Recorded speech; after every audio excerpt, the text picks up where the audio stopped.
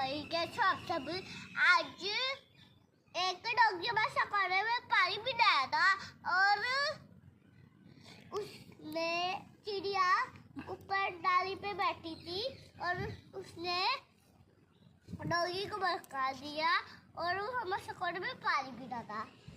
Guys तो अभी यहाँ पे वो सारी चीज़ों को खाना ढूंढ रही है तो मैं उनके लिए मीठी मीठी बिस्किट लाया हूँ।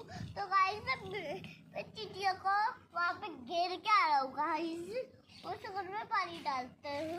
पहले गाइस शक्कर को पानी बिखारता हूँ क्योंकि ये गंदा पानी था, उसने डॉगी इसके अंदर मुँह डाला था।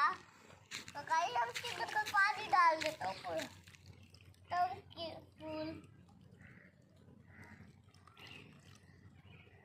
गाइस पानी तो भर दिया। अब चीटियों को खाना करके डाल के आता हूँ वहाँ पे। चलो मैं शोल के अंदर डाल देता हूँ। शोल के अंदर ये सारा कुछ आ जाएगा।